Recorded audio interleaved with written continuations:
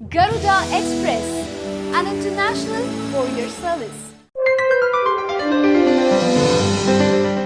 ఏపీలోని అధికార పార్టీ నాయకులకు దేశ ప్రథమ పౌరుడంటే లెక్కలేదా?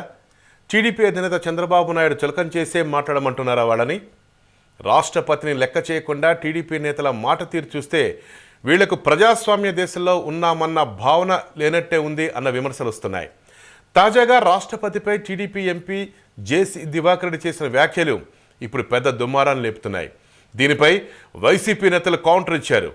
ఆ వివరాలేంటో చూడండి. TDP MP JC Divakar Reddy కామెంట్లను వైఎస్ఆర్ కాంగ్రెస్ పార్టీ సీనియర్ నేత బొత్స తీవ్రంగా ఖండించారు. ప్రజాప్రతినిధుల పార్టీ ఫిరాయింపుల విషయంలో రాష్ట్రపతి ప్రణబ్ ముఖర్జీ ఏమీ చేయలేరని, ఆయన అధికారాలు నామమాత్రమేనని వ్యాఖ్యలు చేయటం ఎంపీ జేసీ దివాకర్ రెడ్డికి ఏమాత్రం అవగాహన లేదని వైసీపీ మండిపడుతోంది. రాజ్యాంగం ప్రకారం ప్రతి నిర్ణయం రాష్ట్రపతి ఆమోద ముద్రతోనే చట్టబద్ధత పొందుతుందనే చిన్న లాజిక్ జేసీ దివాకర్ రెడ్డికి తెలియదా అని వైసీపీ విరుచుకుపడింది. లేకపోతే రాష్ట్రపతి పదవిని ప్రభావితం చేయగలరని భావిస్తున్నారా అంటూ నిలదీసింది. గతంలో ప్రజాస్వామ్యాన్ని పరిరక్షించాలని కోరుతూ రాష్ట్రపతి పదవిలో ఉన్న వారిని చంద్రబాబు కలిసిన విషయం మీకు గుర్తుకు రావట్లేదా అని వైసీపీ నిలదీస్తోంది. కనీసం తాను ఉన్న పార్టీలో ఏం జరిగిందో కూడా జేసీ దివాకర్కి తెలియదని, ఈ విధంగా ఆయన నవ్వులు పాలవుతున్నారని వైఎస్ఆర్ కాంగ్రెస్ పార్టీ ఎద్దేవా చేస్తుంది. ప్రజాస్వామ్యం అంటే ఎలాంటి గౌరవం లేని టీడీపీ అధ్యక్షుడు నారా చంద్రబాబు నాయుడు ఆయన బాటలోనే మిగతా నేతలు నడుస్తున్నారని కూడా వైఎస్ఆర్ కాంగ్రెస్ పార్టీ